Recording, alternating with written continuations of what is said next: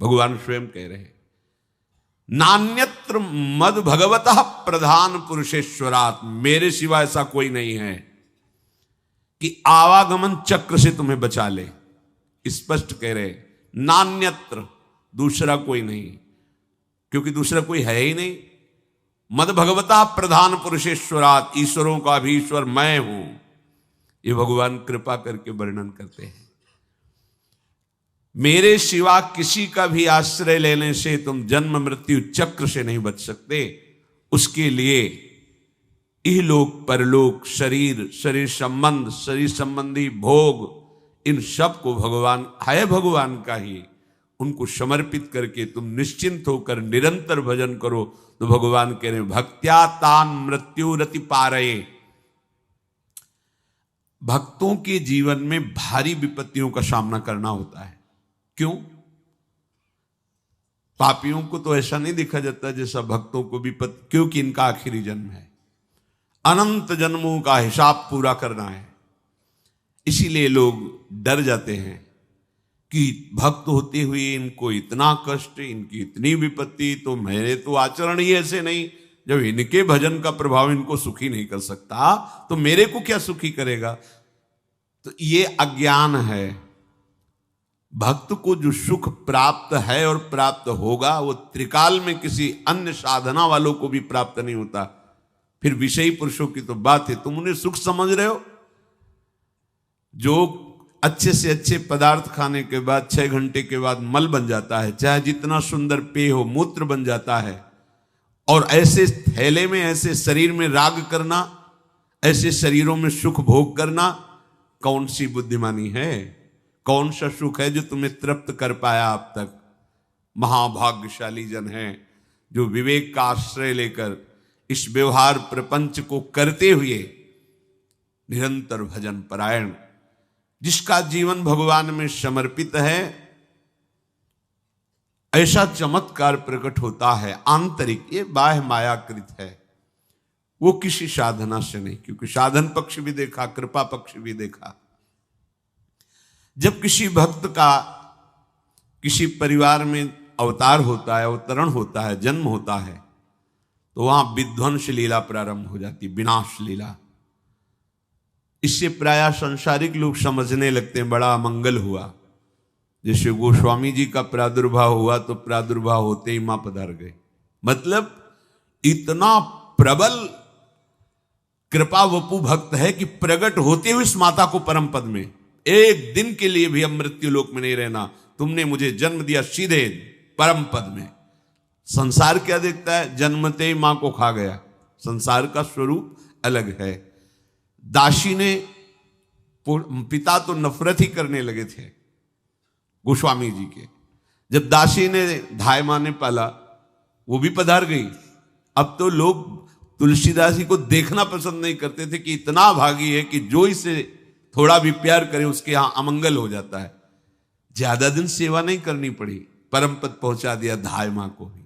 ऐसे ही जो इहलोक परलोक के सारे भोगों का प्रभु में समर्पण कर देते हैं, तो उनके ऊपर ऐसी विशुद्ध कृपा होती कि बिना साधन के पूरे पूरे का पूरा परिवार परम पद का अधिकारी हो जाता है। एक महाभागवत अनन्य भक्त श्री चंद्रहास जी महाराज, उनके पावन चरित्र का अपने लोग श्रवण करते हैं। इससे भक्ति बहुत घनीभूत होती है। भगवान व्यास देव जी ने इस महान पावन चरित्र की रचना करके फलस्तुति में लिखा है, जो चंद्रहास जी के चरित्र का श्रवण और मनन करेगा उसके हृदय में हरि चरणों में अमोघ प्रीति हो जाएगी, अनन्य भक्ति हो जाएगी। चंद्रहास जी केरलाधिपति पूर्वमासीद राजा सुधार्मिक, राज्यं चकार मेधावी विधिवत् पालयन् महीम्, तस्य पुत्रो भवन मूल नक्षत्रे बहुभाग्यवान। केरल देश में एक परम मेधावी सुधार्मिक नाम के राजा राज्य करते थे। धर्म पूर्वक चलना, प्रजा का पालन करना और भगवान नाम जप करना। शास्त्र विधि से बिल्कुल कभी प्रतिकूल एक भी आचरण जीवन में नहीं किया, तो उनके यहां महाभागवत चंद्रहास जी का प्रादुर्भाव होता है। भगवान के भक्तों का जिस कुल में प्रादुर्भाव होता है, वो कुल, वो ग्राम, वो नगर, वो देश परम पूजनीय हो जाता है। महाप्रभु चैतन्य देव जब ईश्वरपुरी जी के गांव से गुजरे, पता चला यह ईश्वरपुरी जी का गांव है, उनके शरणागत मंत्रदाता गुरु ईश्वरपुरी जी, तो उस गांव की परिक्रमा करके रज में लौट रहे थे और कहते जा रहे थे कि इस गांव का कुत्ता भी हमारे लिए भगवान के समान पूजनीय, क्योंकि मेरे गुरुदेव का प्रादुर्भाव इस नगर में हुआ और वहां के लोगों की चरण रज लेकर के माथे पे धारण करते।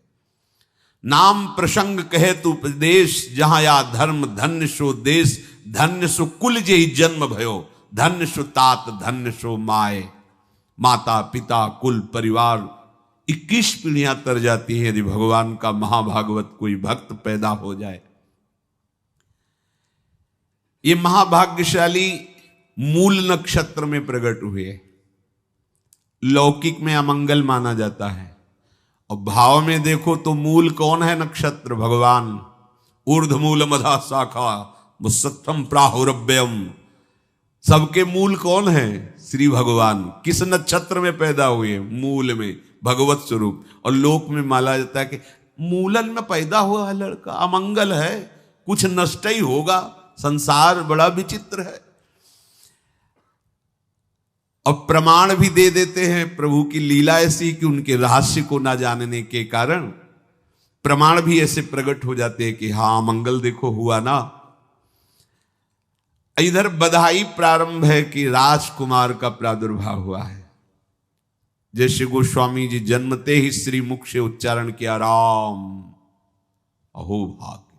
बालक रोते हैं, गोस्वामी जी रोए नहीं थे, प्रकट हुए तो बोले राम। चंद्रहास जी प्रकट हुए तो बोले कृष्ण। जैसे बालक रोता है ऐसे उनकी आवाज में निकला कृष्ण कृष्ण। बड़ा आनंद हुआ सुधार्मिक राजा को कि हमारे कोई महाभागवत पधारा है, क्योंकि ये भजन करके पूर्व जन्म में ऐसी भागवती की स्थिति प्राप्त की कि अबोध अवस्था में ही श्रीमुख से कृष्ण नाम निकल रहा है। आनंद उत्सव मनाया जा रहा है। राजा है, राजकुमार प्रकट हुआ, और दूसरी बात वो स्वयं भक्त हैं और भगवान का ऐसा भक्त जो जन्म लेते ही कृष्ण नाम उच्चारण किया। ये आनंद ज्यादा दिन टिका नहीं। रोज बधाइयां हो रही, आनंद उत्सव मनाए जा रहे। शत्रु पक्ष के राजाओं ने मिलकर कहा यही अवसर है, आक्रमण कर दिया जाए और केरलाधिपति का सब पूरा महल घेर करके कोई एक भी न बचने पावे। शत्रु पक्ष के राजाओं ने घेर लिया। हुतो एक नृपता के सुत चंद्रहास भयो, परियों विपत्ति धाई लाई और पुर है। राजा को दीवान ताके रही घर आन बाल, आपने समान संग खेले रस ढुर है। भयो ब्रह्म भोज कोई ऐसोई संयोग बन्यो, आए वे कुमार जहां विप्रन को सुर है। बोली उठे सबे तेरी सुता को जो पति है, हुओ चाहे जान सुन गयो लाज घुर है। आसपास से राजा और सैनिकों ने घेर लिया। अब वो असावधान थे, आनंद में पुत्र हुआ है, बधाइयां, कोई संभावना ही नहीं थी। गुप्त रूप से शत्रु पक्ष के राजाओं ने आक्रमण करके घेर लिया। अब राजाओं की कई सेनाएं और इनकी असावधानी पूर्वक आनंदमयी वृत्ति में कोई पहले से पता हो तो तैयारी करते, तत्काल आक्रमण को रोकने का प्रयास किया पर असफल रहे। इनके सैनिक भी मारे गए, राजा भी मारे गए, राजमहल को घेर लिया गया, कोई भी एक भी बच के न जाने पावे। तो राजमाता जिनसे चंद्रहास जी का प्रादुर्भाव हुआ था, उन्होंने धाय मां को कहा कि मेरे पुत्र को बचाने में तुम समर्थ हो, मेरे तो प्राण नहीं बचेंगे, अगर ये लोग नहीं मारते तो मैं अपने पति के शव के साथ सती हो जाऊंगी। पहले ऐसी धार्मिक निष्ठा माताओं बहनों में होती थी कि धाय मां ने विचार किया कैसे बचा सकती हूं, आसपास तो सब सैनिक घेरे हुए हैं। तत्काल उसने विचार किया कि अगर हम इनको राजकुमार की तरह ले जाती है तो हमें भी मारा जाएगा और इनको भी मारा जाएगा। देखो कितनी विपत्ति जन्म लेते हैं। कोई प्रश्न कर सकता है कि महाभागवत जिनके घर में प्रकट हो तो वहां धन वैभव सुख संपत्ति बढ़नी चाहिए, यहां तो जन्म से ही जैसे वहां माता पधारी, ये क्या है? तो श्री भगवान स्वयं कह रहे हैं यस्य तुष्टो ह्रहम पार्थ वित्तम तस्य हराम्यहम करोमि बंधु विच्छेदम सच कष्टेन जीवती। हे अर्जुन, मैं जिस पर बहुत प्रसन्न होता हूं, आप अपने ऊपर भगवान को बहुत प्रसन्न करना चाहते हैं, बहुत प्रसन्न करने में ये है, देख लो। कह रहे जिस पर मैं बहुत प्रसन्न होता हूं सबसे पहले उसका ऐश्वर्य नष्ट करता हूं, फिर क्या करता हूं, फिर बंधु बांधवों का, फिर क्या करता हूं, असाध्य रोग उसके शरीर में। बोले महाराज ये तुम प्रसन्न हुए हो कि पूरे के पूरे नाराज हो गए हो? बोले यही मेरी प्रसन्नता है। क्या? माया का नाश। अब एकमात्र भरोसा केवल भगवान का, दूसरा कोई नहीं। ये सबको पसंद नहीं आएगा, सब तो उस भगवान की भक्ति चाहते हैं कि अगरबत्ती धूप बत्ती तन मन धन सब तेरा स्वामी, क्या लागे मेरा, पर अंदर से कह रहे सब तन मन धन सब मेरा, क्या लागे तेरा।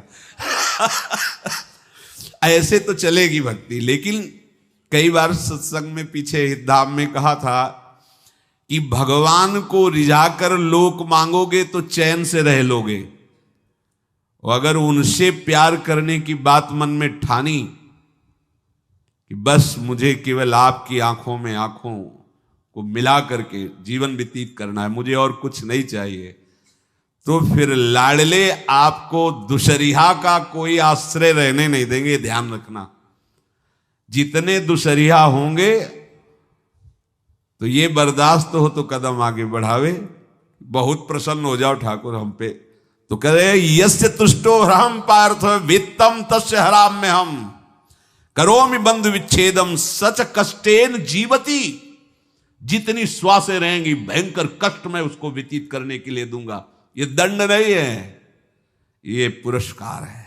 अनंत जन्मों का हिसाब बराबर करके कहीं इसकी वृत्ति मेरे से हट न जाए, ऐसे घेरे में डाल के अखंड चिंतन करवा के सजयति जयति जग उच्चरे। जाको करत श्याम सहाई प्रथम वर्णो कृपा क्रम हो विषय मूल गंवाई। कुल कुटुंब बल वित्त हीनो दीन के दुखदाई। आपने को करजु लीनो आप ही अपनाई। कह रहे हैं अब मैं वर्णन करता हूं श्याम सुंदर जिस पर कृपा करते हैं उस पर कैसा बर्ताव करते हैं। बोले सबसे पहले उसके विषय भोगों का नाश कर देते हैं, फिर दूसरी कृपा कोई परिवार का कोई मित्र कोई रिश्ते नातेदार उसकी तरफ देखेगा भी नहीं, फिर ऐसा दुख प्रदान करते हैं कि केवल एक भरोसा रह जाता है, एक भरोसा एक बल एक आस विश्वास, बस नाथ आपके सिवा अब हमारा कोई नहीं। बस वहीं से जो चमत्कार प्रकट होता है, त्रिभुवन में कोई उसकी समानता नहीं कर सकता जिस पर ठाकुर की कृपा है। पर इस कृपा को हजम करने के लिए इसीलिए संत संग किया जाता है कि पहले से वो तैयार कर देते हैं। जैसे आर्मी की ट्रेनिंग होती है ना, ट्रेनिंग के बाद भी बॉर्डर में लगाया जाता है, ऐसे ही संतजन ये ट्रेनिंग देते हैं। अब जो टिके तो टिके, नहीं तो घर बैठे जाके, और अगर टिक गया तो गुरु मेहरबान तो चेला पहलवान, भगवान भी परास्त नहीं कर सकते। उसमें ऐसी सामर्थ्य आ जाती है कि हर प्रभु के द्वारा दिए गए विधान को हंस करके स्वीकार कर लेता है, और ऐसा नहीं कि उसको कष्ट होता है। ये लोक भाषा में भगवान कह रहे हैं सच कष्टेन जीविता, नहीं तो जिस चिदानंद में वो सुख भोगता है वो ब्रह्मा को भी नहीं प्राप्त है। जो भक्त को प्राप्त होता है। भक्त का वैभव दिव्य होता है, चिदानंदमय होता है। ये तो पापियों के पास भी वैभव है, रुपया पैसा कुटुंब परिवार। भगवान के दास के पास जो वैभव होता है वो अचिंत्य है, तुम चिंतन भी नहीं कर सकते, ऐसा वैभव होता है। धायमा ने सेविका का रूप तत्काल लिया, जिससे पोछा झाड़ू लगाने वाली, और कुछ दोने पत्तल डाले, उनके नीचे चंद्रहास जी को डाला, ऊपर से करके इसे माथे पे रख के निकली। सैनिकों ने पूछा इसमें क्या है, तुम उनका राजघराने के दोने पत्ते जूठे दिखा। ऐसे नीचे किया तो देखा सब ऊपर जूठन पड़ा। हाँ चल निकल, जल्दी भाग यहां से निकल। बस वो भागी, बचा ले गई। ऐसा ही चित्तौड़ के महाराणा संग्राम सिंह जब वीरगति को प्राप्त हुए तो विक्रम सिंह को गद्दी पर बैठाला गया, पर वो अयोग्य साबित हुए। तो राजपूत सरदारों ने, अभी 6 वर्ष के ही उदय सिंह थे, उनको राज सिंहासन पर बैठाल करके अपने हाथ में शासन लिया। सिंहासन के अधिकारी उदय सिंह 6 वर्ष के थे। सुरक्षा में दासी पुत्र बनवीर को सौंपा। बनवीर का दिमाग बदल गया कि 6 वर्ष का इसको काट देते हैं, हम राजा बन जाते हैं।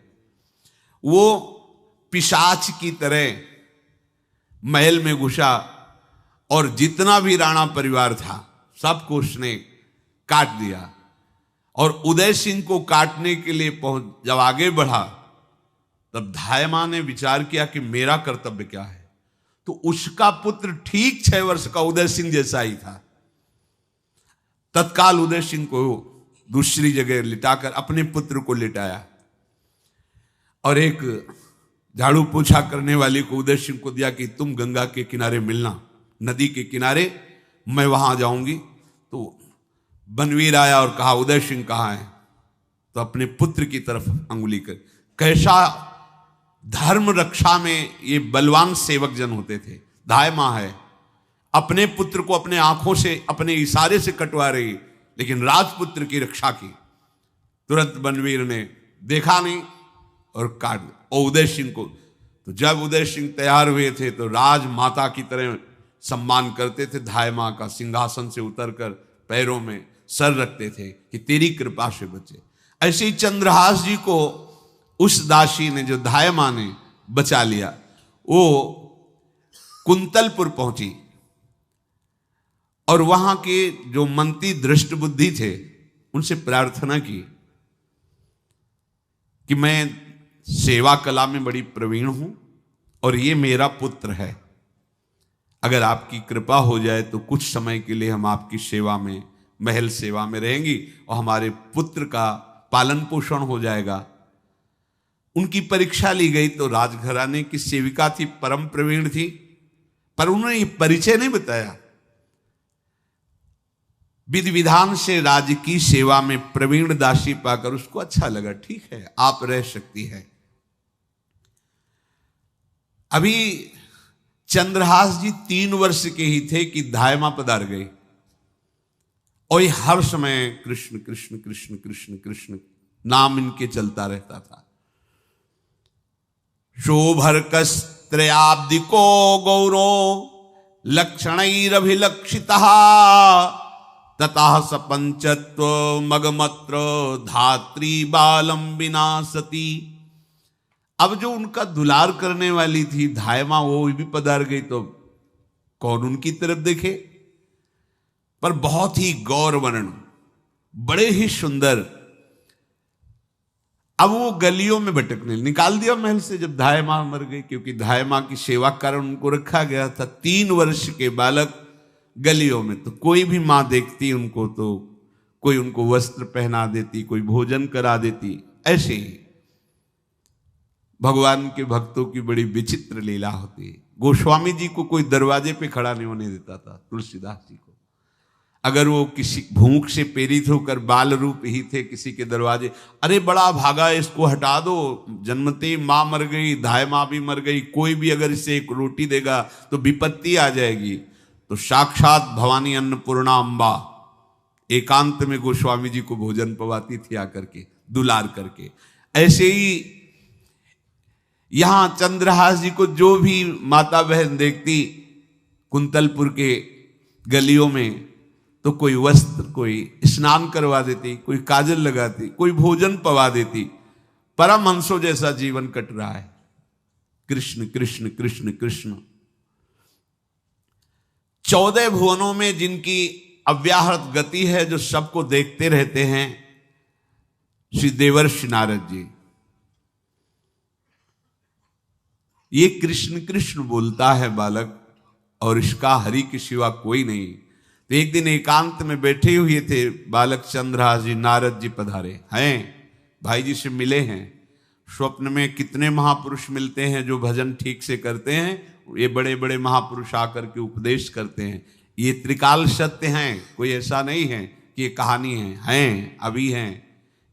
जहां आप भगवत चिंतन करेंगे तो आपको परिचय बड़े बड़े महापुरुषों का मिलने लगेगा। नारद जी आए तो देखा आंख बंद की हुई चंद्रहास जी कृष्ण कृष्ण कृष्ण कृष्ण कृष्ण ऐसा उच्चारण कर रहे। त्रिकालज्ञ सर्वज्ञ नारद जी ने देखा कि ओहो, इतना छोटा बालक और कृष्ण कृष्ण बोल रहा है। नारद जी ने स्पर्श किया दुलार करते हुए, सुनो आंख खोलो। आंख खोल के देखा श्री देवर्षि नारद जी। नारद जी ने कहा, देखो हम तुमको एक अमोघ वस्तु देते हैं, और एक छोटी सी शालिग्राम की इतनी बड़ी शिवग्रह शालिग्राम का जो वो दिया।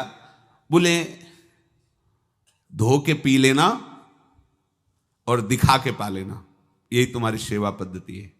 अर्थात स्नान करा दिया और जो तुम्हें मिले इनको अर्पित। तो उन्होंने विचार किया कि धोने के लिए, स्नान कराने के लिए पात्र चाहिए, भोग लगाने के लिए पात्र चाहिए। तो जैसे कोई पान की बीड़ी नहीं, तो ऐसे कपोल में शालिग्राम को रखे रहते, कोई पात्र ही नहीं, कोई सिंहासन ही नहीं। यही धुल गए, चरणामृत अंदर जा रहा, जब पाएंगे तो यही पा लेंगे, साइड में ऐसे करके फिर निकाल के धो। यहां कपोल में रखते छोटे से शालिग्राम चंद्रहास जी। और उपदेश किया भगवान के मंत्र का। जब कोई भगवत प्राप्ति के लिए चलता है तो भगवान ही गुरु रूप से प्राप्त होते हैं, वहां तक तुम्हें पहुंचा देते हैं या उन महापुरुष को आपसे मिला देते हैं। जब कोई भगवत प्राप्ति के लिए जहां चलता है तो ये भगवान अपनी तरफ से कृपा करते हैं। ये दृष्ट बुद्धि के जो महल में धायमान ने इनका आश्रय स्वीकार करवाया था, उसके एक पुत्र थे मदन जी, वो बड़े भागवत थे। और एक पुत्री थी जिसका नाम था विषया, वो बड़ी सुंदर थी, अभी छोटी अवस्था की ही थी। मदन जी का स्वभाव था भक्तों को भोजन पवाना। जो भगवत भाव के जन होते हैं उनके हृदय में ऐसा उत्साह होता रहता है कि जो वैष्णव हैं, संत जन हैं, इनको भोजन पवाने का मतलब श्री भगवान को भोजन पवाना। भक्तमाल में भी वर्णन है कि जैसे गर्भवती मां को आप कुछ भी पवाओ तो बालक की पुष्टता अपने आप होती है, ऐसे संतों के हृदय में भगवान विराजमान प्रगट रूप से हैं। जब हम संतों को भगवत भाव से भोग पवाते हैं तो साक्षात भगवान ही पाते हैं। और मदन थे भगवत भाव के, तो उन्होंने बुलाया बड़े बड़े भक्तों को और ब्राह्मणों को। जब ब्राह्मण और भक्त पा रहे थे तो खेलते खेलते चंद्रहास जी भी वहीं चले गए और उन्होंने भी वहां प्रसाद पाया। अब बड़े बड़े ब्राह्मणों में एक ज्योतिषाचार्य थे। दृष्ट बुद्धि जी ने हाथ जोड़कर प्रणाम किया और अपने परिवार को प्रणाम करवाया और कहा, यह हमारी पुत्री है। दृष्ट बुद्धि जी ने कहा, आप इसका हाथ देकर बताइए, इसको वर कैसा मिलेगा, कैसा ऐश्वर्य होगा। दृष्ट बुद्धि मतलब दुष्ट बुद्धि, ऐसा ही था वो। पर बड़ा विचित्र खेल है, इसकी बुद्धि एकदम विपरीत और पुत्र महाभागवत। भगवान का खेल है, वो भक्ति विरुद्ध और पुत्र भागवत। उन्होंने कहा वर, ऐसे दृष्टि डाली चंद्रहास जी वहीं पार, वो है इसका वर। वो इसे धाय का एक दासी का लड़का हमारी पुत्री का वर बने। बोले शायद आपने ध्यानपूर्वक रेखा नहीं देखी, वो हम देख लिए हैं, यही है तुम्हारी पुत्री का वर। तो पर्यो सोच भारी कहा करो यो विचारी, अहो सुता जो हमारी ताको पति ऐसो चाहिए, डारो या ही मार या को यह है विचारी, तब बोली नीच जन कहो मारो ही दाहिए, लेके गए दूर देखी बाल छवि पूर, हम योनि पर धूर दुख ऐसो अवगाहिए, बोले अकुलाए तो ही मारेंगे सहाय कौन, मांगो एक बात जब कहो तब बाहिए। दृष्ट बुद्धि ने विचार किया कि एक भिखमंगा हमारी राजकुमारी पुत्री का दूल्हा बनेगा। पंडित जी को तो दक्षिणा दी, विदा किया और सैनिकों से कहा घर से निकलने न पावे बालक, क्योंकि ज्योतिष पक्की, ज्योतिष शास्त्र सत्य है पर उसका सम्यक ज्ञान होना चाहिए। भला मुझ सम्राट के मंत्री की पुत्री, वो महामंत्री हैं दृष्ट बुद्धि, और ये एक भिखमंगा कैसे हो सकता है? बड़ा हृदय में जलन हुआ, ये तो बड़ी अपकीर्ति और दुर्भाग्य का विषय होगा, इसी को मरवा डालते हैं, काम खत्म हो जाएगा। निश्चय किया और जल्लादों को बुलाया और कहा बालक जो पंगत में भोग पा रहा है इसको ले जाओ और जंगल में मार के, और इसका कोई अंग हमें काट के दिखाओ कि हम मार, मतलब पक्का मार देना है। क्योंकि वो इतने सुंदर थे, इतने सुशील थे, इतने प्यारे लगते थे कि कोई भी मारने के लिए तैयार, इसीलिए उसने शर्त रखी इनका अंग काट करके हमको प्रमाण में दिखाया जाए कि मार दिए गए हैं। ततो देवास भगवान चांडालास्तान मुमुहत, मोहितास्त्वन्त्यजा वाक्य मब्रुवन कीदृशः शिशु। चांडालों ने हाथ पकड़ा चंद्रहास जी को, ले गए। चंद्रहास जी का स्पर्श करते ही उनको ऐसा दुलार होने लगा हृदय में, जैसे मां को अपने बच्चे से दुलार होता है। स्पर्श करते, दरस परस अघनाश, भक्त का स्पर्श ही पापों का नाश कर देता है। वो दो जल्लाद आपस में कहने लगे भाई जीवन हो गया लोगों को मारते हुए, कभी कोई पुण्य का काम नहीं किया। ये देखो भक्त संग का प्रभाव। इस सुकुमार विशाल नेत्र, कैसा सुंदर बालक जो हमारे चित्त को चुरा रहा है, इस दुष्ट बुद्धि मंत्री ने आदेश किया मारने का। भला इससे क्या बिगाड़ा इनका, क्यों मारना चाहता है? देखो वैसे तो मां पापी है ही है, क्योंकि जल्लाद घर में जन्मे हैं, पूर्व जन्म के पापों के अनुसार इस जन्म में न जाने कितनों को हमने काटा है। पर पता नहीं क्या हो रहा है, मेरे हृदय में ऐसी हिम्मत नहीं आ रही कि इस बालक को मैं मार सकूं। दूसरे ने कहा फिर अगर उसको तुम नहीं मारोगे तो तुम मारे जाओगे, कुछ तो करना पड़ेगा। नहीं नहीं, इस छोटे से बालक से क्या किसी को नुकसान। एकांत जंगल में ले गए और कहा तुम जानते हो हम तुम्हें किस लिए बुलाए हैं? चंद्रहास जी बालक थे, 5 वर्ष की आयु अब हो गई थी। तो उनका मुझे पता नहीं कि आप क्यों लाए हैं। बोले हम जल्लाद हैं, तुम्हें मारने का हुक्म दृष्ट बुद्धि ने दिया है, मारना तो पड़ेगा ही तुम्हें। हमारी इच्छा नहीं कि मारें, पर हम तुम्हें अंतिम बात पूछते, तुम्हें कुछ भी पसंद हो, कुछ भी, तो तुम कहो हम तुम्हारे लिए ला के देंगे, जो तुम्हें चाहिए बोलो, पर हमें वध करना पड़ेगा तुम्हारा। तो उनका मुझे कुछ और नहीं चाहिए, बस थोड़ा सा समय चाहिए। यदि आप मारना ही चाहते हो तो थोड़ा हमारी पूजा है हम कर ले, इसके बाद मार लीजिए। आपको तो बल है, अस्त्र हैं, मैं तो बालक हूं। उनका हाँ हम तुम्हें समय देते, तुम किसी को पुकार भी सकते हो, जो तुम करना चाहो कर सकते हो। चंद्रहास जी ने कहा मुझे मृत्यु का भय नहीं, बस कुछ समय दे दे। पूरा महाभारत हो गया था, टिटिहरी के अंडे नहीं फूटे थे। वहीं एक टिटिहरी का, तो टिटिहरी एक पक्षी होती है ना, टे टे करके उड़ती है, तो उसके अंडों के ऊपर एक हाथी का घंटा हो गया, गिर गया ऐसे, सब पूरा महाभारत में सब नष्ट भ्रष्ट, वो अंडे वैसे सुरक्षित। तो जो प्रभु भारत युद्ध में राखे भरही अंड, सोई मुंह को राखे जो राखत ब्रह्मांड।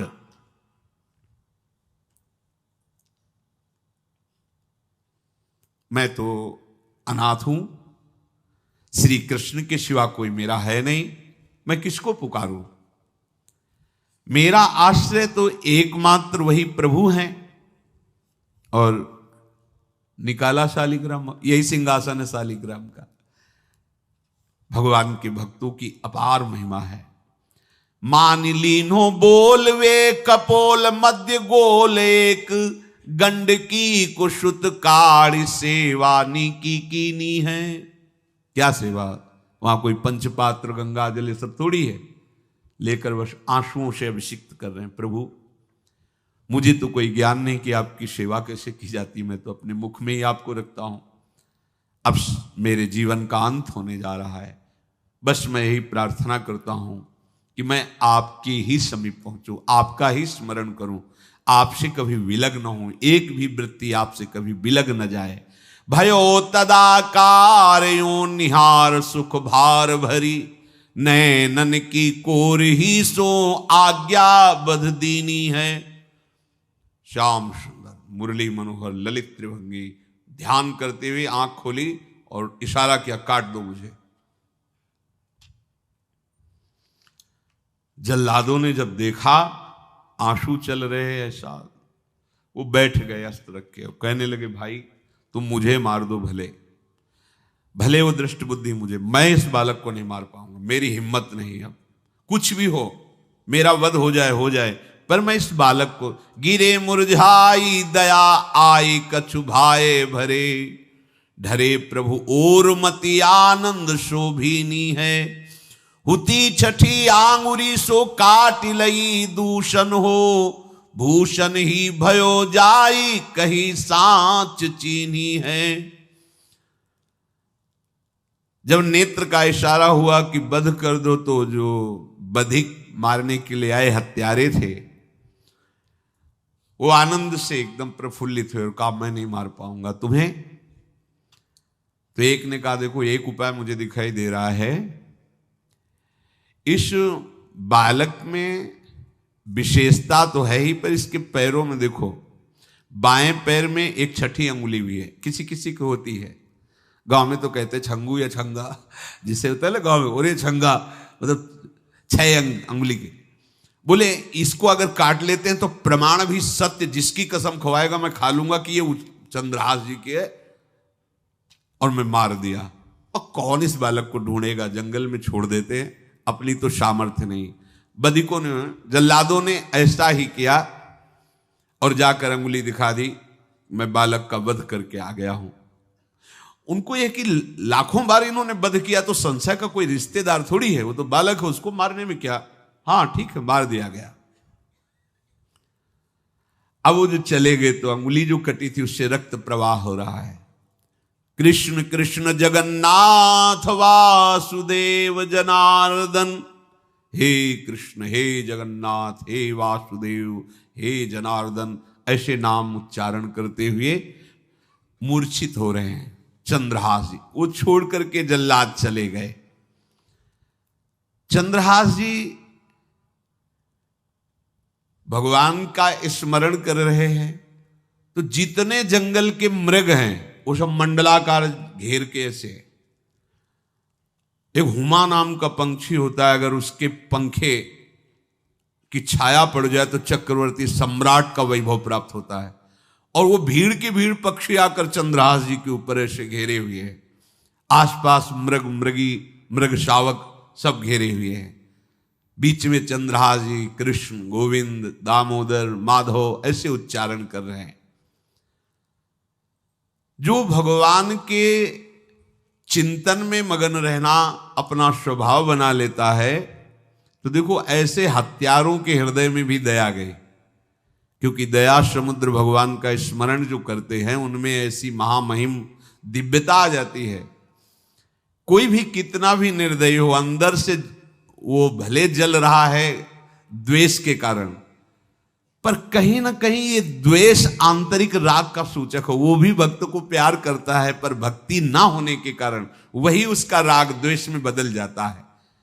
कोई भी हो, अंदर से जब भक्त के प्रति जलन पैदा करता है तो उसमें मूल होता है भक्त की महिमा, भक्त का महत्व, पर उसे ना प्राप्त, जैसे कहते हैं कि वो अंगूर खट्टे हैं और हट नहीं प्राप्त कर पाए तो अंगूर खट्टे हैं, बकाया महत्व तो सब के अंदर होता है। दुष्ट से भी दुष्ट के अंदर भगवान के भक्तों का महत्व होता है, क्योंकि सबके हृदय में भगवान विराजमान है।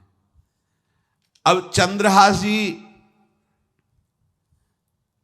भगवत स्मरण करते हुए पक्षियों के और मृग आदि के बीच में हैं। उधर भगवान का एक विधान तैयार होता है, वह देश भूमि में रहत लघु भूप और सुख सवै एक सुत चाह भारी है। कुंतलपुर के ही अधीन एक चंदनवती नाम की राज्य नगरी थी। वहां के राजा थे, उनके पुत्र नहीं हो रहा था, तो उन्होंने बहुत से दान पुण्य यज्ञ आदि किए। गृहस्थी धर्म में पुत्र ना होना एक बहुत अमंगल सूचक होता है। पितरों को पिंडदान करना, तृप्ति करना और गृहस्थ परंपरा को आगे बढ़ाना, पुत्र ऐसा। और जिसके गृहस्थ धर्म में होते हुए पुत्र नहीं होता, उसे शास्त्रों में लिखा पुत्र नाम के नरक की भी प्राप्ति होती है, ऐसे। पर अगर वही गृहस्थ जिसके पुत्र नहीं हुआ और बाल कृष्ण को अपना पुत्र मानकर उनकी सेवा करे तो परम पदवी को प्राप्त हो जाए। संतान नहीं हुई तो दोनों विरक्त होकर वृंदावन वास करो, भजन करो, श्री जी को प्राप्त हो जाओ। पर अगर गृहस्थ में है तो पुत्र की कामना बड़े बड़ों को देखी गई, क्योंकि ऐसा सिद्धांत है। जब दशरथ जी महाराज चक्रवर्ती सम्राट, जब उनकी भी बहुत अवस्था हो गई, पुत्र नहीं हुआ तो व्याकुल हो गए और वशिष्ठ जी के चरणों में जाके बैठे कि सब कुछ है, पुत्र ना होने के कारण हमारा हृदय व्याकुल रहता है। उन्होंने श्रृंगी ऋषि को बुलाकर पुत्रष्टि यज्ञ करवाई, जिससे भगवान 4 रूपों में प्रकट हुए, राम लक्ष्मण भरत शत्रुघ्न। तो कुंतलपुर सम्राट पद, चंदनवती राज्य राजा, जैसे प्रदेश, और दिल्ली में बैठे हुए जो प्रधानमंत्री राष्ट्रपति वो बादशाह, जो दिल्ली का अधिकार वो बादशाह, और ऐसे छोटे छोटे जो राज्य हैं उनको राजा। तो ये चंदनवती के राजा कर दिया करते थे, प्रत्येक राजा को कर देना होता था, बादशाह को। इनके पुत्र था नहीं, और कर देने के लिए कुंतलपुर ही जा रहे थे तो रास्ते में देखा कि बहुत से मृग और पंछी ये घेरे हुए क्या है, तो एक कौतूहल सा कि क्या है बीच में। आसपास मंडलाकार मृग, फिर वो विहंग पक्षी। निकष्यो विपिन आनि देखी आही मोद मानी, कीनी खग छाह घिरी मृगी पाति सारी है। दौरी के निशंक लियो पाय निधि रंक जियो, कियो मन भयो सो बधायो श्रीहु वारी है। को दिन बीते नृप भय चित चीते दियो, राज को तिलक भाव भक्ति विस्तारी है। जो भगवान के आश्रित है, भगवान कैसी व्यवस्था करते हैं।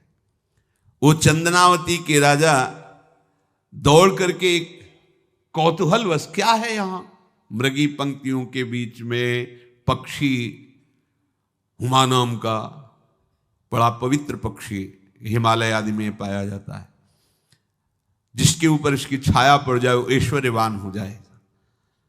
देखा बालक दिव्य तेजों में, और मूर्छावस्था में नजदीक गए तो अंगुली पूरी कटी हुई थी, तो रक्त प्रवाह, गोद में उठाया और आनंदित हो गए। हमारी पुत्रेष्टि यज्ञ सफल हुई, हमारा दान पुण्य सफल हुआ, ऐसा हमें सुंदर बालक मिला। चंद्रहास जी को लेकर के घर आए और हृदय में भगवान का बार बार कृपा प्रसाद मना रहे हैं, मुझे भगवान ने पुत्र दिया। चंद्रहास जी को लेकर आए, आनंद मंगल, बधाइयां बजने लगी, बहुत सी संपत्ति न्यौछावर कर दी। 5 वर्ष के चंद्रहास जी हैं। पूछा, बेटा तुम्हारे माता पिता कौन है? तो कहा श्री कृष्ण। परिवार में कौन है? श्री कृष्ण। मतलब तुम्हारा कोई नहीं है? नहीं है, श्री कृष्ण। समझ गए कि भगवान ही हमें कृपा करके ऐसे महाभागवत पुत्र को दिया। और है कौन? वास्तविक कोई नहीं श्री कृष्ण के सिवा। बड़ा उत्सव मनाया और अपने राज सिंहासन का अग्रिम अधिकारी युवराज पद चंद्रहास जी को। अब तो पूरे राज्य में आनंद की वर्षा हो रही। राजा मन में विचार कर रहे हैं कि ऐसा प्रतापी भक्त हमारे यहां आया है, अब हमको किसी को कर देने की जरूरत नहीं। तो जो हर महीने वर्ष में जो बंधा हुआ कर था उन्होंने नहीं दिया। 1 बार 2 बार 3 बार जब कर नहीं पहुंचा तो सम्राट ने आदेश किया मंत्री को कि चंदनावती से कराना बंद हो गया है। क्या बात है? यदि वो अहंकार से युक्त हो तो आक्रमण करके नष्ट करो, यदि समस्या है तो उसका सहयोग करो। बादशाह के आदेश से वहां दृष्ट बुद्धि पहुंचे तो युवराज पद पर चंद्रहास जी विराज, जिनको मारने के लिए जल्लादों के हाथ में दे दिया था। पूरे पूर्वासी ऐसा प्रभाव चंद्रहास जी का है कि सब कृष्ण भजन करते हैं, सब आनंद में मगन रहते हैं। चंद्रहास जी थोड़ा सयाने हो गए थे तो पूर्ववासियों को उपदेश देते, 1 बार हमारे राज्य में भोजन पाया जाएगा 24 घंटे में, और सबके घरों से आरती की शंखनाद घंटानाद सुनाई देना चाहिए। सबके यहां शाम के रोज नाम कीर्तन और भगवत कथा होनी चाहिए, क्योंकि आयुष्यम चपलम तादृक जल बुद्बुद सन्निभम चिंतयध्वम जनामूढ़ा माधवम वर्षम सुस्थिरम। भाइयों, ये आयु बड़ी चंचल है, कब शरीर छूट जाए पता नहीं, पानी का बुलबुला कब फूट जाए कोई पता नहीं। इसलिए माधव श्री कृष्ण का नाम कीर्तन, उनकी आरती पूजा, उनका ध्यान और 1 टाइम भोजन पूरे नगर में। अब सोचो कितना भक्ति का प्रभाव होता है। पूरा नगर में, हर घर में आरती पूजा कीर्तन।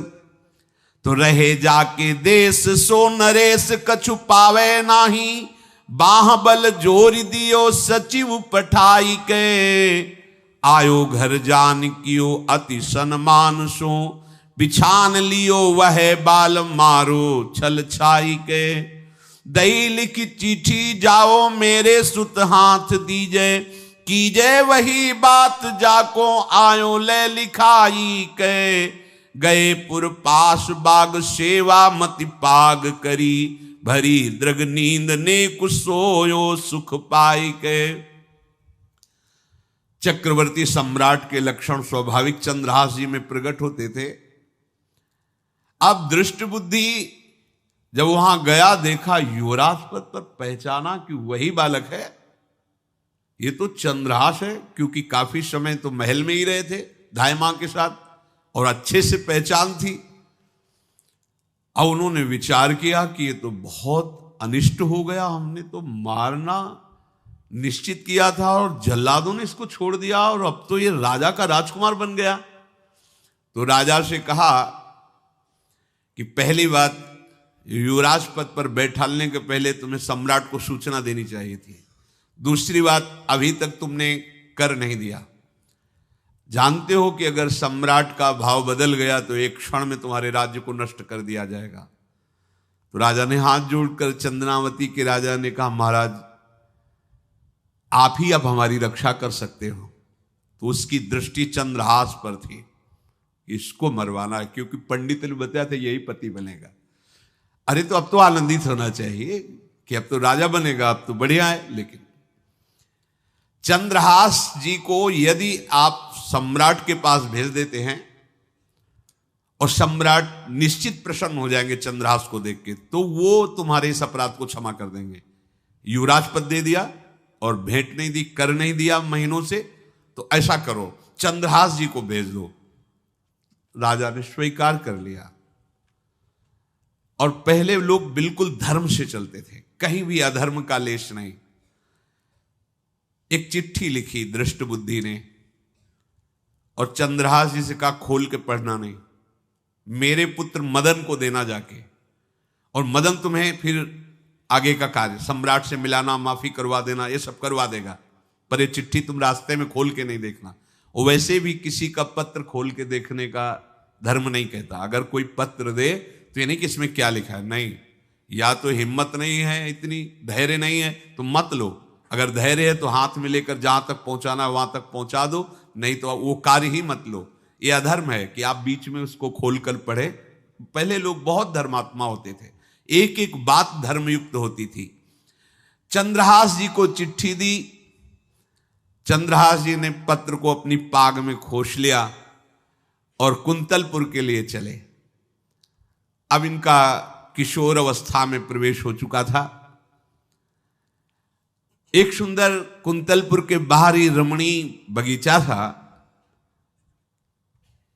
वृक्ष बहुत सुंदर सुंदर, पुष्प वाटिका भी, बड़ा मनोरम लगा।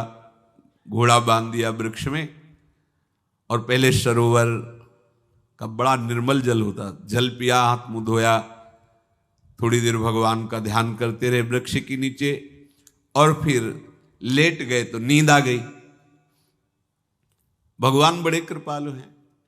जो भगवद आश्रित होता है त्रिभुवन में कोई उसका अमंगल नहीं कर सकता। अपनी सहेलियों के साथ दृष्ट बुद्धि की वही राजकुमारी जिसके साथ इनका ज्योतिषाचार्य ने कहा था यही पति होगा, वो अपनी बहुत सी समान वयस्क अवस्था की जो किशोरियां थी उनके साथ वो, और ये राजवाटिका थी, इसमें घूमने के लिए आई। तो घोड़ा देखा तो उसने कहा यहां किसी का घोड़ा कैसे आ सकता है, हमें लगता है कोई यात्री इसमें प्रवेश कर गया, उसको पता नहीं होगा कि राजवाटिका है। खेलत सहेलिन मो आई वाही बाग मांझ, करी अनुराग भई न्यारी देखी रीझी है। पाग मदि पाती छवि माती झुकी खेच लई, बाची खोल लिख्यो विष दैन पिता खीजी है।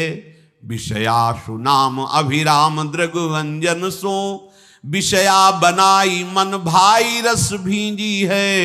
आई मिली आलिन में लालन को ध्यान हिए, पिए मद मानो गृह आई तब धीजी है। वो अपने सहेलियों के साथ घूमते हुए उसी वृक्ष के नीचे पहुंची जा। चंद्रहास नौ किशोर अवस्था, और जो भगवान का भजन करते हैं उनमें एक विशेष आकर्षण होता है जो साधारण आदमियों में नहीं होता। वो कैसा भी रूप हो उससे मतलब आकर्षण होता है, ऐसा लगता है इनके समीप बैठे रहे, इनको देखते रहे, इनकी बातें सुनते रहे, उनमें भगवत आकर्षण होता है। आंख मुंदी हुई शोर है, देखते ही पूर्व विधान के अनुसार उसका चित्त लुट गया। इतना सुंदर नौ किशोर अवस्था, आसपास देखा तो सखियां खेलने में लगी थी। पाग में एक चिट्ठी सी दिखाई दी तो झुक करके चुपचाप ऐसे नौ किशोर अवस्था में चंचलता भी होती है, चिट्ठी खोल करके देखा तो वैसे ही रूप माधुरी में आसक्त हो गई थी। पूर्व संस्कार से आकर्षण भी हुआ। इसने संस्कृत में लिखा था विस्मस्मयी प्रदातव्यम त्वया मदन शत्रुवे, कार्या कार्यम न दृष्टव्यम कर्तव्यम खलु में प्रियम। मदन पुत्र, उनके नाम था मदन। अय मदन, बिना कुछ विचार किए इसको विष दे देना जाते ही। क्या उचित है क्या अनुचित ये तुम्हें नहीं सोचना, मेरा प्रिय करना, मेरे आदेश का पालन, जाते ही से विष दे देना। पत्र उसने देखा वो पिताजी की बुद्धि खराब हो गई, ऐसे सुंदर नव किशोर को विष देने की बात लिख दी। अब उसे बड़ा दुख हुआ कि पहली ही दृष्टि में, अभी तो इन्होंने आंख खोल के हमें देखा ही नहीं, और इनको इस सोई हुई मुद्रा में देख करके मेरे प्राण समर्पित हो गए, मेरा चित्त समर्पित हो गया। चलो, जब मेरी सखियों के नाम पुकारे जाते, हेमलता, शशिकला आदि, तो मुझे चुभता था कि मेरा नाम पिताजी ने विषया क्यों रखा है। आज सार्थक हो गया, मेरा नाम सार्थक हो गया। काजल लगाई हुई थी, एक सीख से ऐसे काजल लिया, और एक संस्कृत में आ बनता है ऐसा, ऐसे, बस ऐसे कर दो तो विषया हो गया। अब उसका अर्थ बदल गया। हे मदन, उचित अनुचित का विचार छोड़कर जाते ही इसे विषया प्रदान कर दो, ये मेरा प्रिय कार्य होगा। विषय पुत्री भगवान है, जैसी हो भवतव्यता तैसी बने सहाय, आप ना आवे आप परताई तहां ले जाए। तो ओ पत्र वही खोस दिया, और ये सुख हुआ कि तो जाएंगे भाई के पास ही ना, तो घर में ही तो जाएंगे, वहां इनकी इस प्रसन्न मुद्रा में बातचीत करते हुए मैं इनको देखूंगी। ये भगवान का विधान होता है। भगवान श्री राम जब पुष्प वाटिका में पुष्प चयन कर रहे, तो श्री विदेह राजनंदनी जानकी जी की नूपुरों की ध्वनि कान में पड़ी। सावधान हो गए। लक्ष्मण जी से कहते, लक्ष्मण, आज तक मेरे मन में ऐसा नहीं हुआ, ये नूपुर और कंकन की ध्वनि मेरे मन में व्याकुलता पैदा कर रही, और रघुवंशियों का स्वभाव ऐसा नहीं है। ये किसकी हो सकती है नूपुर ध्वनि? तो बोले, भैया ये तो जनक जी का निज महल की वाटिका है, इसमें तो राज परिवार के सिवा किसी का प्रवेश ही नहीं होता। ऐसे ही बात कर रहे थे कि सामने से श्री विदेह राजनंदनी किशोरी जी जानकी जी को भगवान के पसीना आ गया माथे में ऐसा सुंदर स्वरूप। और लक्ष्मण जी से कहते, लक्ष्मण, मुझे अपने मन पे विश्वास, मर्यादा पुरुषोत्तम भगवान, मुझे अपने मन पे विश्वास है कि कभी भी इसमें हलचल नहीं, पर आज कुछ हम संभाल नहीं पा रहे। ये विधान होता है ना, जानकी जी को देख, तो ये भगवान का विधान होता है जो ऐसा पवित्र भाव वाले। अब चंद्रहास जी, ये सब कुछ पता नहीं, भगवत ध्यान में वो निद्रा में, तो उठ्यो चंद्रहास जी पास लिख्यो ल्यायो आयो, देख मन भायो गाढ़े गरे सो लगायो है, दही कर पाती बात लिखी मो सुहाती, बोली विप्र घरी एक मांझ ब्याह उभरायो है, करी ऐसी रीति डारे बड़े नृप जीती, श्री देत गई बीत चाव पार पे न पायो है, आयो पिता नीच सुनि घूमी आई मीच मानो, बानो लखी दूल्हा को सूल सरसायो।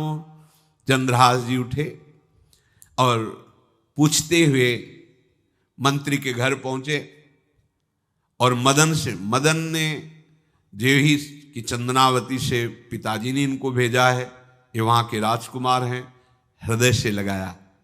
चंद्रहास जी ने कहा, आपके पिता ने पत्र दिया है। उन्होंने पत्र पढ़ा, विषमस्मयी तो विषयास्मयी, विषय तुरंत बिना विचार किए ब्याह कर दो, दे दो, क्योंकि लिखा है प्रदातव्यम त्वया मदन, अभी इसी क्षण जहां ये पत्र मिले, कहा जो आ गया, सुबह शीघ्र शुभम शीघ्र, बुलाओ पंडित को। पंडित ने कहा, भगवान की कृपा से अगला मुहूर्त है, बिल्कुल ये ब्याह का पक्का मुहूर्त है। अब तो राजघराने तत्काल व्यवस्था हुई, और वो तो पहले ही मोहित हो चुकी थी देख के विषया जी। तत्काल दुल्हन रूप उनको सजाया गया, इनको दूल्हा रूप सजाया गया, पंडित शुरू कर दिए, गणानंतो आगणपति को ब्याह हो गया। अब जब ब्याह यहां खूब धूमधाम से हो गया, तो दृष्ट बुद्धि ने सोचा कि काम हो गया होगा, विष दे दिया होगा, मर अब हम जाके संभाल लेंगे, क्योंकि राजकुमार है, कैसे विष दिया, कौन दिया, तो इस बात को हम संभाल लेंगे। जब वहां घर है तो पूरे नगर में सजावट हुई थी। बोले, भैया सजावट का है कि? बोले, महाराज आपके ही आदेश से तो है, आपने दूल्हा भेजा था, और दूल्हा भी तो ब्याह, किसने कब कहा ऐसा? बोले वो तो मदन के पास चिट्ठी रखी है। अब घर गए, मदन को बोला, बोले तुम्हारी बुद्धि मारी गई क्या? हमने पत्र में लिखा था। दिखा दिया, लिखा था हमने 20, इसमें विषया कैसे लिख गया? काजल से ऐसे, और पहले स्याही काजल की ही होती थी, तो ऐसे भगवान सब कुछ बना देते हैं। उनका पिताश्री, एक भी अक्षर आपकी आज्ञा का उल्लंघन, आपने लिखा था बिना विचार किए उचित अनुचित का हमारी आज्ञा का पालन किया जाए। विषया प्रदातव्यम मदन, मेरा नाम लेके आपने संबोधन करके, ये देखो ये लिखा हुआ है, इसमें हमारी त्रुटि क्या है? देखा तो चंद्रहास जी दूल्हा और सुंदर, अब उसका हृदय आग ले। अब तो मान जाना चाहिए, बिटिया का वरण हो गया भाई, ब्याह हो गया, अब तो गुस्सा छोड़ देनी चाहिए। पर दुष्ट बुद्धि, नाम ही रखा था दृष्ट बुद्धि, उसने कहा चाहे बिटिया विधवा रहे पर तुम्हें जिंदा नहीं रहने देंगे। ये दुष्ट बुद्धि होती है। देखो कैसे कैसे ऐसे ही होते हैं, कुछ लोग ऐसे ही होते हैं, हमारी इज्जत, फिर जेल काटता है पूरा परिवार, मार डालेंगे तुम्हें जिंदा नहीं रखेंगे, ऐसे दुष्ट बुद्धि का स्वभाव होता है। अब भाव जब बिगड़ जाता है तो फिर पकड़ में नहीं आती बात, यही समझ जाना चाहिए था। चरणों में प्रणाम करके कि अब तो तुम हमारे बेटे के समान हो, ये भी राज्य तुम्हारा, वो भी आनंद लो, अब बड़ा सुख का कार्य है। लेकिन जब नकारात्मक सोच आ जाती है तो बुद्धि कंट्रोल में नहीं रहती, वो फिर उद्दंडता करने, उसका निश्चय गलत होता है। बैठ्यो ले कांत सुत करी कहा भ्रांत, ये कहो सो नितांत कर पाती ले दिखाई है। बाँच आँच लागी मैं तो बड़ोई अभागी, ए पे मारो मति पागी, बेटी राणु सुहाई। बेटिया भले विधवा हो जाए पर इसको हम मरवा देंगे। बोल नीच जाति बात कही तुम जाओ मठ आवे, यहां को मारी डारो मोही भाई है। चंद्रहास जू सौभाग्यो देवी पूजी आओ, आप मेरी कुल पूज सदारी ती चली आई है। नजदीक गया और कहा कि बहुत कृपा हुई, आप हमारे दामाद बने, पर हमारे यहाँ की एक रीति है, हमारे नगर के बाहर जो देवी हैं उसमें लड़की का वर अकेले पूजा करने जाता है। आपको हमारी कुल की रीति का निर्वाह करना होगा, आपको जाना ही होगा। कोई समस्या नहीं, हमारे लिए तो हर देवी देवता भगवत स्वरूप है, आपके लिए हम पूजने चले जाएंगे, पूजन की थाल तैयार करो। और उधर कई बलवान सैनिकों को भेजा, देवी पूजने जो आ रहा है तत्काल उसे काट देना, किसी भी तरह बचना नहीं चाहिए, नहीं तुम सब मारे जाओगे। जो आदेश देवी मंदिर में सैनिकों को लगा दिया, जो आवे तत्काल मार देना, क्योंकि अब भेज ही रहे ना, तो नाम नहीं लिया, कहा जो आवे तत्काल मार देना, मेरा आदेश अगर बचा तो मैं तुम्हें मार दूंगा। उन राज सैनिकों ने जो बधिक स्वभाव के थे पहले से वहां लग गए। अब चलो ई करन पूजा देशपति राजा कही, मेरे सुत नाही राजवाही को ले दीजिए। सचिव सुवन सोजू कहो तुम लाओ जाओ, पाओ नहीं फेर समय अब काम कीजिए। बड़ा विचित्र भगवान का खेल है। वहां के चक्रवर्ती सम्राट जो थे बड़े बड़े विद्वान और ऋषियों से बातचीत कर रहे थे। उनका महाराज अब आपका राज सिंहासन पर बैठना राज्य के लिए अमंगल होगा, ऐसा समय आ रहा है। इस समय यदि चंद्रहास जी को सम्राट पद पर बैठा दिया जाएगा तो आगे अकाल नहीं पड़ेगा और बड़ा मंगल होता चला जाएगा। ये मुहूर्त आपका राज सिंहासन पर से हटने का है, तो उनका प्रजा का मंगल हो और देश का मंगल हो, इसलिए हम बिल्कुल। मदन वहीं बैठे हुए थे। सचिव ने कहा तुरंत जाओ और जो तुम्हारे बहनोई बने हुए हैं चंद्रहास जी को लाओ। तो भागे। तो जो और सैनिक राज सैनिक थे पूछा किधर जा रहे हो? बोले वो अपने बहनोई चंद्रहास जी। बोले वो तो देवी पूजा के लिए गए। तो घर में जाके वो सीधे आगे बढ़े तो जा ही रहे थे थाल सजाकर देवी।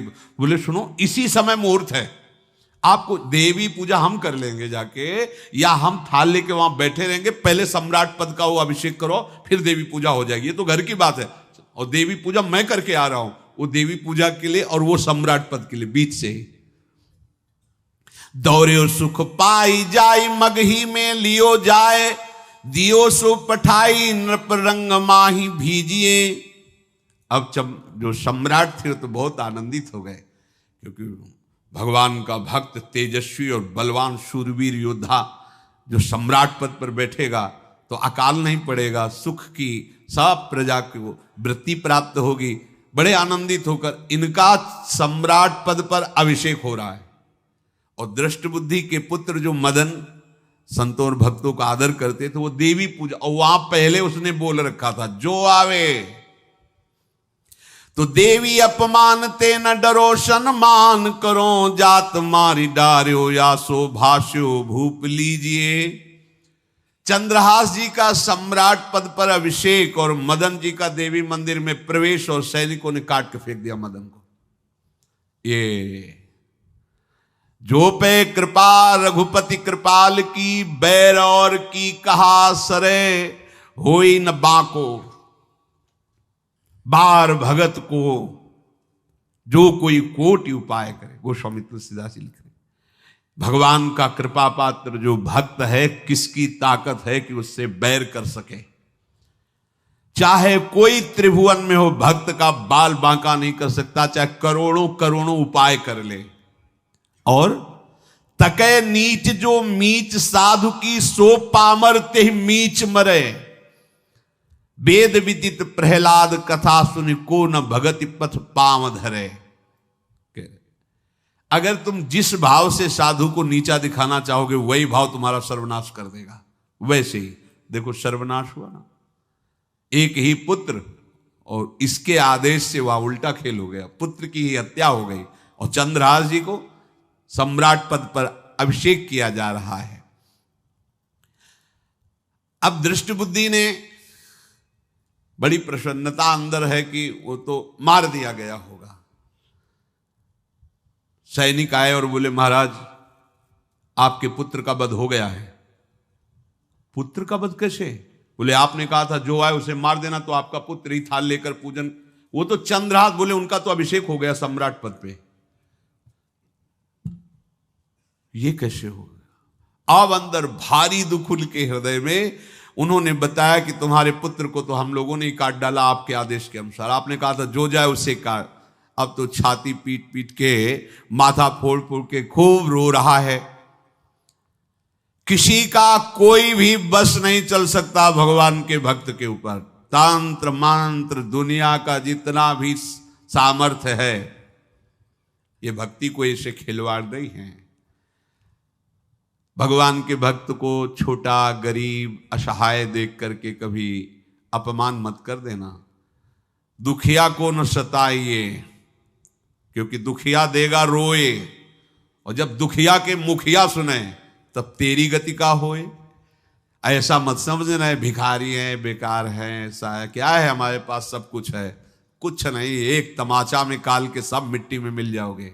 ये जो भ्रकुटी के इशारे से काल को भीना चाहता है, उनके ये दास हैं। देखो ना क्या वो सम्राट पद पे अभिषिक्त हो रहा है, उसके कुल परंपरा चलाने वाला पुत्र ही काट दिया गया। अब वो बार बार मैं कितना भागी, हाय मैं कितना भागी, अपने पुत्र को ही मरवा दिया, ये हाहाकार करके रो रहा है। चंद्रहास जी ने जब सुना तो उन्होंने कहा अरे मृत्यु तो मेरी निश्चित थी, फिर मदन भैया को वो मेरी मृत्यु प्राप्त हुई। नहीं नहीं, ऐसा नहीं हो सकता, मैं अभी जाता हूं। वहां गए तो देखिए सब कटे, अंगों को रखा, भगवान का ध्यान करते स्मरण करते से हाथ फेरा, उठ के बैठ गए। अब ये घटना तो उनको पता नहीं थी दृष्ट बुद्धि को, उन्होंने खोपड़ी फोड़ करके अपनी हत्या कर ली।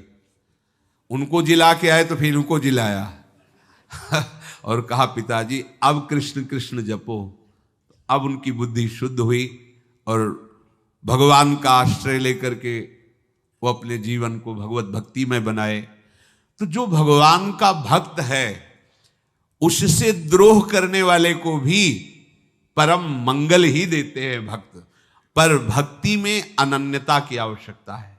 प्रारंभ इहलोक परलोक के सारे सुखों को भगवान के चरणों में समर्पित करके किसी व्यक्ति वस्तु स्थान का आश्रय नहीं होना चाहिए। कैसे जानोगे कि आपके हृदय में किसी व्यक्ति वस्तु स्थान का आश्रय है या प्रभु का? क्योंकि जो इस तरह से निकल पड़े उनकी तो बात अलग है, लेकिन जो घर में रह रहे हैं, राज परिवार में रह रहे हैं या सुख भोग में रह रहे हैं, वो कैसे जानेंगे कि हमारा आश्रय भगवान का है कि नहीं?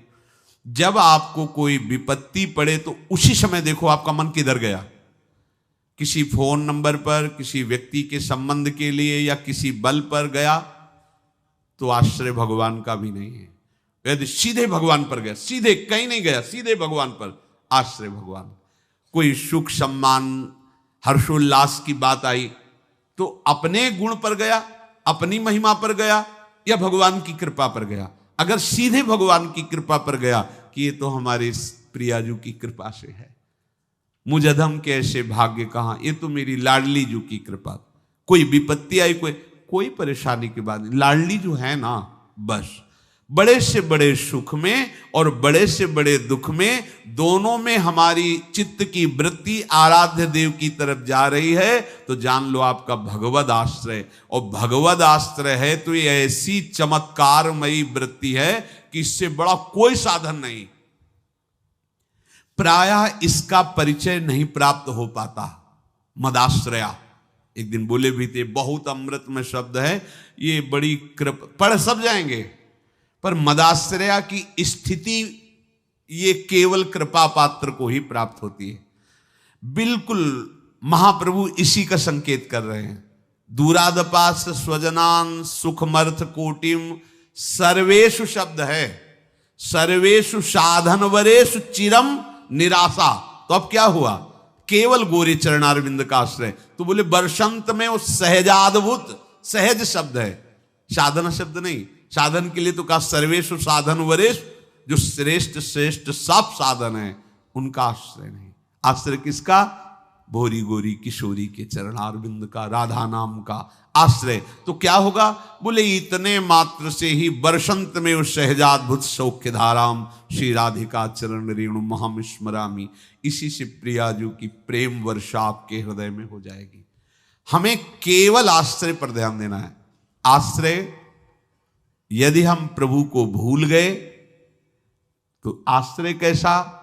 यदि हम किसी की तरफ ऐसी वृत्ति रखी कि ये कभी काम आएगा तो आश्रय कैसा? बस ध्यान रखना है, अगर आप आश्रित हैं तो परम पद आपकी जेब में है, मान लो। बहुत गूढ़ दोहा है ये हरिराम व्यास जी का, काहू के बल भजन को काहू के आचार, व्यास भरोसे कुंवर के सोवत पाओ, भरोसो दृढ़ इन चरणन केरो। बस दृढ़ता पूर्वक हमारी महारानी जी के चरणों का आश्रय, और जिभ्या से राधा राधा राधा, कुछ दुर्लभ नहीं, देख लेना आप, कुछ दुर्लभ नहीं, सच्ची मान लीजिए, अंतर और बाहर से निहाल कर देंगे श्री जी। यही परलोक, हम नहीं कह रहे, हमारे आचार्य कह रहे, यही परलोक, यही परलोक, भक्ति सुख पावत नहीं कह रहे, सकल सुख पावत शब्द को पकड़िए। तुम यही तो चाहते हो ना कि सारे सुख मुझे मिले। तो हरिवंश महाप्रभु हित सजनी जो प्रिया की निज अंग सेवी हैं, वो कह रही कि कसम से कह रहे, हमारी बात मान लो। कसम से सब कब बोला जाता है? जब लगता है पता नहीं है विश्वास करे कि ना करे, तभी नहीं कहा। मेरी शौ का मतलब जानते हो? यही कसम से कह रहे हैं, अगर हमारी बात मान लो ना, ई परलोक सकल सुख पावत, मेरी शौ भैया कृष्ण गुण संचु। श्री प्रियालाल के नाम का जब, प्रियालाल का आश्रय परम सुख प्रदान करने वाला है। चाहे जैसी विपत्ति आवे, चाहे जितना विरोध हो, चाहे जैसा दुख हो, घबराना नहीं।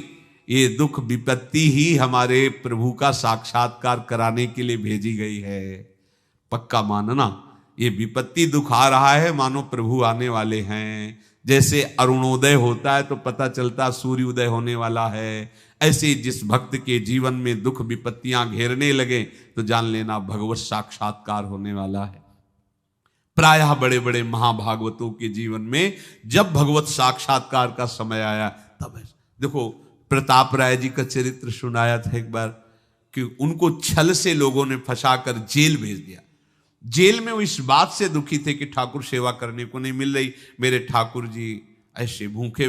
तो वो प्रभु से रो के कह रहे थे कि प्रभु मुझे ये सब अपमान और ये जितना बंधन मिला इसका दुख नहीं, हमें दुख इस बात का है कि आपकी सेवा नहीं। उसी समय प्रियालाल जेल में ही उनको साक्षात्कार। तो ये विपत्ति, ये अपमान, ये दुख हमारा साथी है जो हमें प्रभु से मिलाएगा। हमें घबराना नहीं है, उबना नहीं है, एकमात्र भगवदाश्रय और भगवत चिंतन। श्री राधा वल्लभ लाल की।